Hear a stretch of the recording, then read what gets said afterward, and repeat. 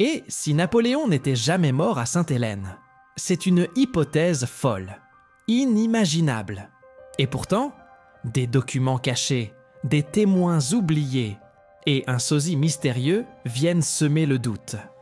L'empereur aurait-il orchestré la plus grande disparition de l'histoire moderne?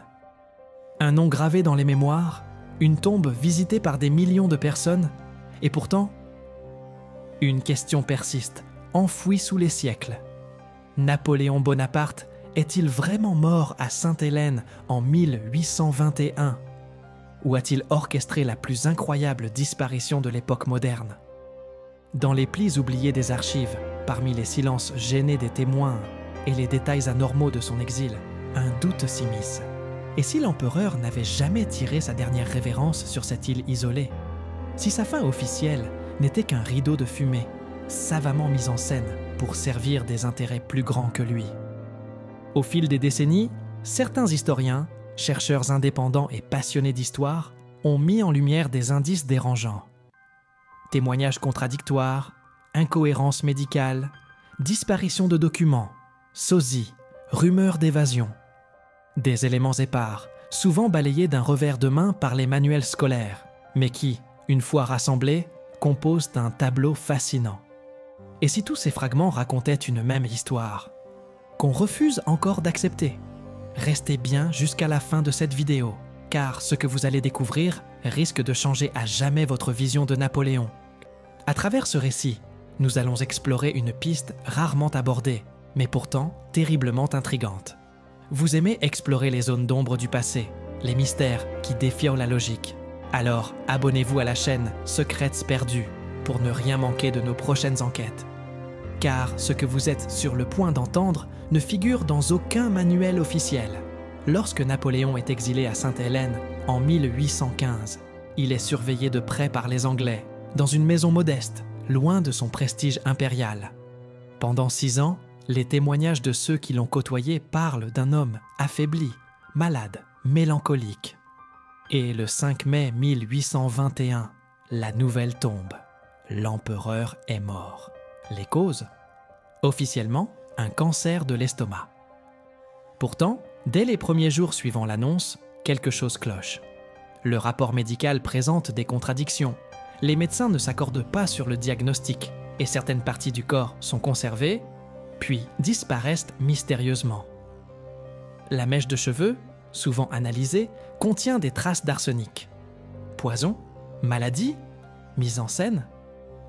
Plus étrange encore, lors de l'exhumation de son corps en 1840 pour le rapatrier aux Invalides, plusieurs témoins affirment que le corps semblait intact, comme s'il n'avait pas vieilli, comme si le cercueil n'abritait pas celui que l'on croyait. Mais ce n'est qu'un détail parmi tant d'autres. Une lettre retrouvée dans les années 1950 évoque un plan d'évasion préparé par des fidèles. Des navires approchés, des uniformes préparés, des routes discrètes cartographiées. Et surtout, un sosie, un certain François-Eugène Robot, qui aurait partagé avec Napoléon une troublante ressemblance. Selon certaines rumeurs, Robot aurait pris sa place à Sainte-Hélène pendant que l'empereur fuyait vers l'Amérique du Sud ou l'Orient. Fantaisie? Difficile à prouver. Mais plusieurs documents retrouvés en Argentine et en Inde parlent, à la même époque, d'un général français mystérieux, parlant couramment italien et corse, vivant dans l'ombre, toujours escorté, et évitant les portraits. Ce qui rend l'histoire encore plus étrange, c'est la volonté de silence qui entoure ces témoignages. Plusieurs chercheurs ayant tenté d'approfondir cette piste ont vu leurs travaux déclassés, rejetés, voire ignorés.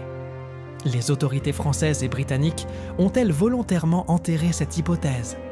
Après tout, Napoléon vivant représentait une menace politique énorme pour l'équilibre européen. Le faire disparaître officiellement était plus simple que de surveiller à vie un prisonnier dangereux. Une mort, c'est une fin. Une évasion, c'est une réouverture du chaos.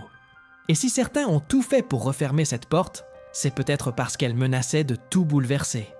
Dans les années 2000, un historien amateur découvre un portrait ancien en Louisiane. Au dos, une inscription « L'ombre de l'Empire n'est jamais morte ».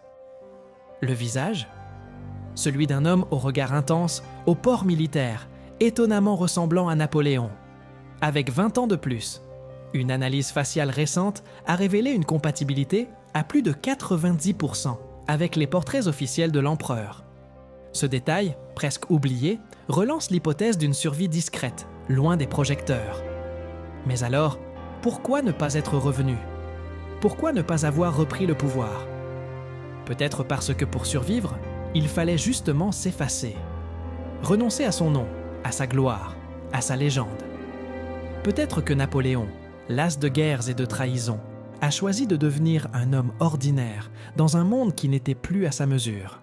Et si l'on repense à sa célèbre phrase « Ce que je cherche est au-delà », elle prend soudain une autre résonance.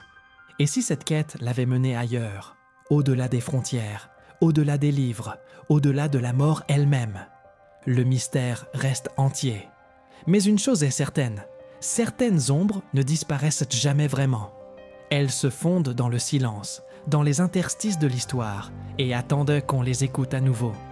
Alors, et vous? Pensez-vous que Napoléon est réellement mort à Sainte-Hélène?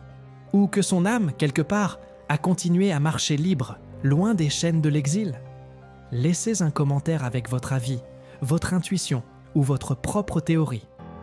Et si cette enquête vous a intrigué, abonnez-vous à la chaîne Secrets perdus. D'autres vérités oubliées vous y attendent.